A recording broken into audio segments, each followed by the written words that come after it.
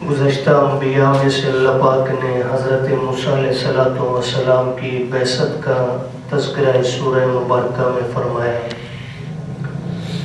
اس ضمن میں حضرت موسیٰ کی دعوت، فرعون، حامان اور قارون کا انکار اور معاذ اللہ حضرت موسیٰ علیہ السلام کے قتل کے ارادوں کا اللہ پاک نے ذکر فرمایا۔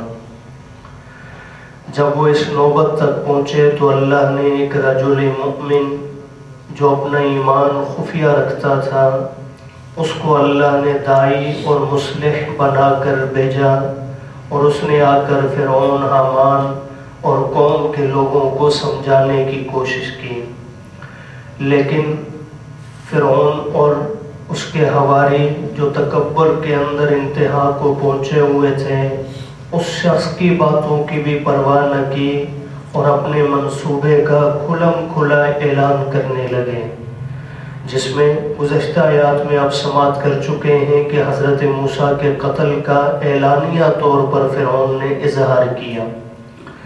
آج کی آیات میں اللہ نے فرعون کی ایک اور بدترین گستاخی کا ذکر کیا ہے۔ یہ گستاخی ایک ایسا پہلو ہے، یاد رکھیے، اس کی ابتدا چھوٹے درجے سے ہوتی ہے اور پھر انتہا جا کر اللہ کی ذات پہ ہوتی ہے۔ ماں باپ کا گستاخ، استاد کا گستاخ، چلتے چلتے ولیوں کا گستاخ، تابعین، تبع تابعین، صحابہ کا گستاخ، پھر نبیوں تک پہنچتا ہے، اور نبیوں کے بعد آخری مقام کہاں چلا جاتا ہے؟ اللہ کی ذات۔ اس لیے گستاخی کو اصول یہ ہے کہ اس کو پیدا ہوتے ہی وہیں پہ ختم کر دیا جائے۔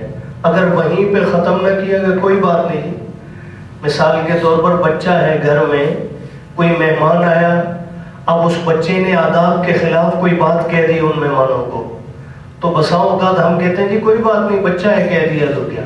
وہ آج مہمان کی گستاخی کرے گا اور کل خدا نخواستہ وہ بڑی جگہ پر جا کر وہ حملہ آور ہوگا۔ اس لیے اس کو بنیاد ہی میں روکا جائے۔ اب فرعون نے پچھلی آیات میں حضرت موسیٰ پیغمبر کی گستاخی کی، قتل کے ارادے کا اظہار کیا، انہیں معاذ اللہ جھوٹا اور سب کچھ کہا۔ آج کی آیات میں اس کی اللہ کی ذات کی شان میں گستاخی کا اللہ نے ذکر فرمایا۔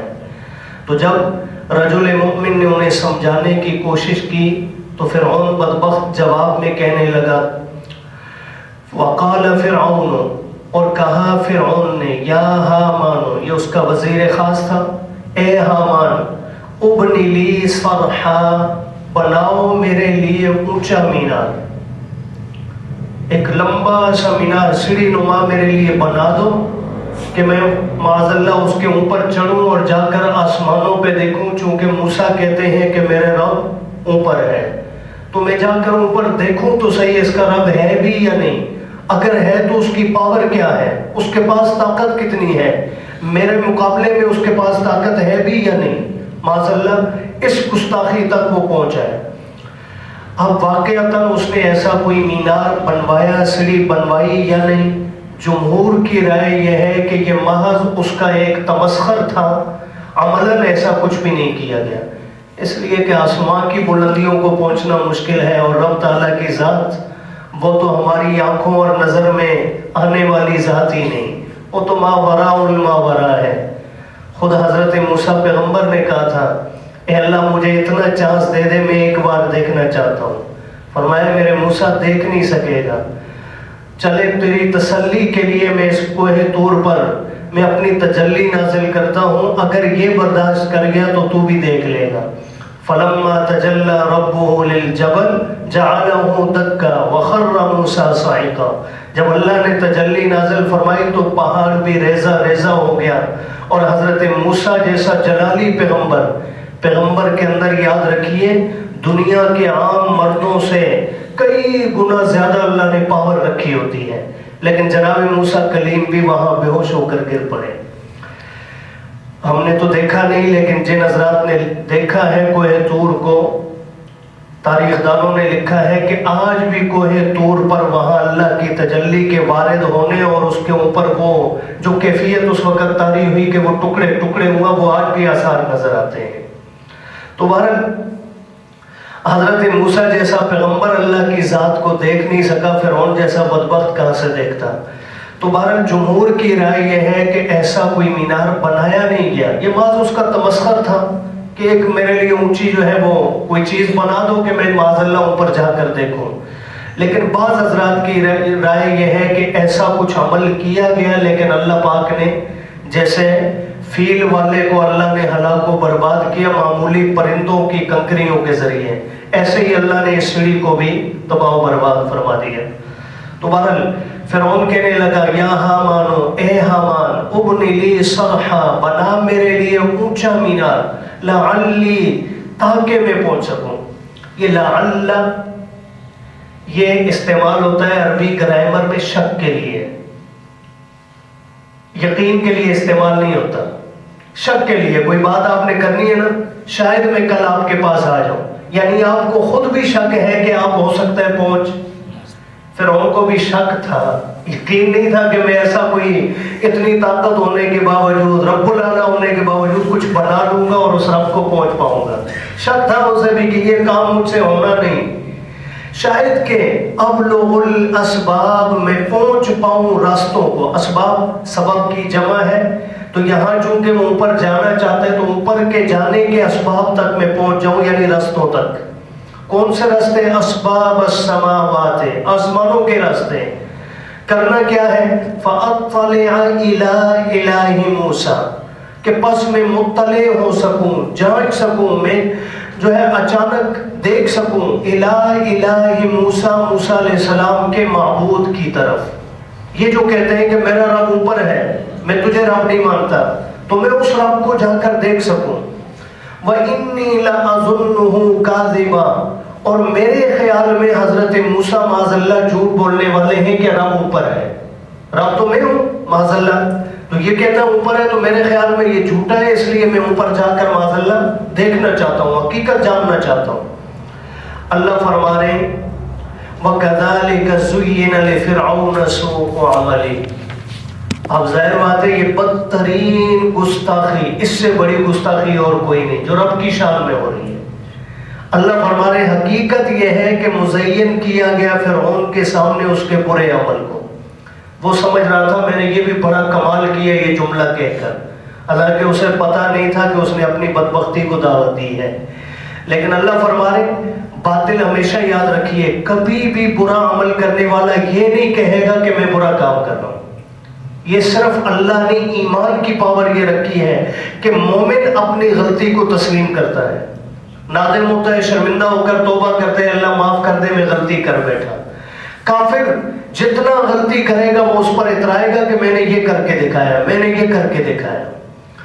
تو بہرحال اللہ فرما رہے اسی طرح مزین کیا گیا فرعون کے لیے اس کا برا عمل، وَصُدَّ عَنِ السَّبِيلِ، اور جب وہ برے عمل پہ برا عمل کرتا گیا تو ظاہر بات ہے اسے روک دیا گیا سیدھی راہ سے، کہ برائی کی طرف جانے والا اچھائی کی طرف کبھی بھی نہیں آئے گا۔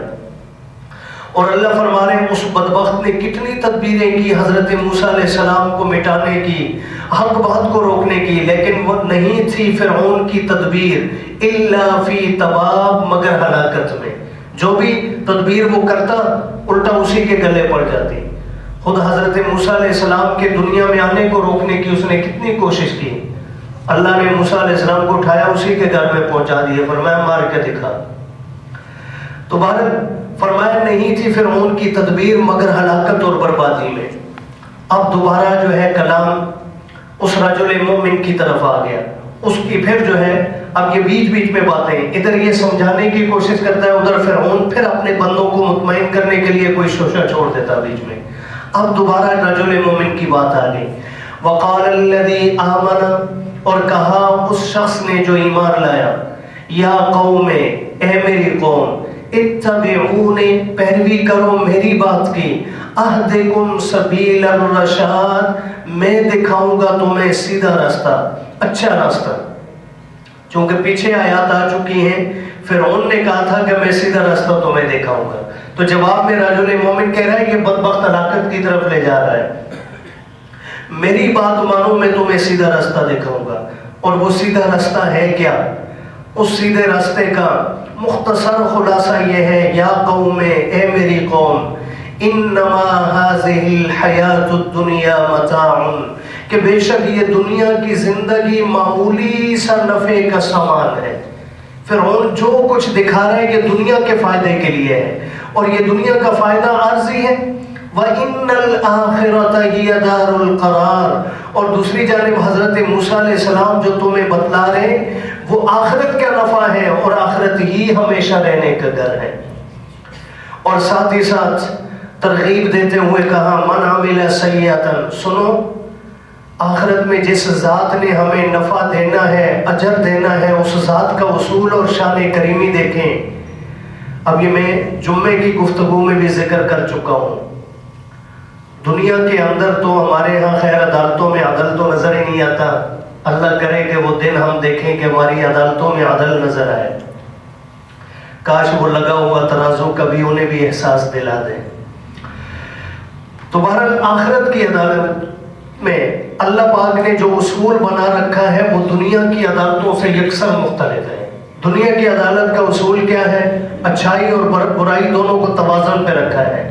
اگر کہیں پہ عدل ہو رہا ہے، میں وہاں کی بات کر رہا ہوں، اچھائی کے لیے اصول کہ اچھائی کرنے پر یہ اجر اور برائی پر یہ جو ہے سزا، جزا اور سزا میں برابری رکھی گئی ہے۔ اللہ کی عدالت میں ایسا نہیں ہے، اللہ نے برائی کی سزا متعین فرما دی ہے، جتنی برائی اتنی سزا، اس پہ زیادتی بالکل نہیں ہوگی۔ لیکن اچھائی کے لیے اللہ نے یہی اصول نہیں رکھا جتنی اچھائی لے کر آؤ گے اتنا ہی اجر ملے گا، نہیں، کہیں فرمایا 1 پر 10، کہیں فرمایا 1 پر 700، کہیں فرمایا واللہ یضاعف لمن یشاء، اللہ جتنا اپنی شان کے مطابق چاہیں گے بڑھا دیں گے اجر کو۔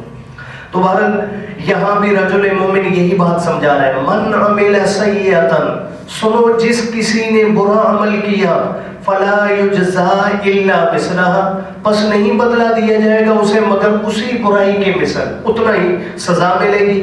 لیکن ومن عمل صالحا، جس کسی نے عمل کیا اچھا، معلوم ہوا عمل بھی ٹھیک ہونا چاہیے۔ ایک شرط آگے آ رہی ہے، یاد رکھیے ہم بہت بڑی غلط فہمی میں مبتلا ہوتے ہیں بسا اوقات۔ بعض اوقات ہم یہ سمجھتے ہیں کہ عمل اچھا ہو تو اس پر یقیناً ثواب ملے گا ہی ملے گا، حالانکہ اللہ نے یہاں اس کی ایک شرط لگائی ہے، عمل صالح پر بھی ثواب تب ملے گا جب آپ کا عقیدہ ٹھیک ہے۔ عقیدہ ٹھیک نہیں تو عمل صالح پر بھی کچھ بھی، ہم قرآن پڑھ رہے ہیں، سنا رہے ہیں، خدا نہ ہنستا میرا عقیدہ اگر ٹھیک نہیں، آپ میں سے کسی کا عقیدہ ٹھیک نہیں تو اس قرآن پڑھنے پڑھانے کا ہمیں کوئی ثواب، عقیدہ وہ ٹھیک ہونا ضروری ہے، ایمان شرط ہے۔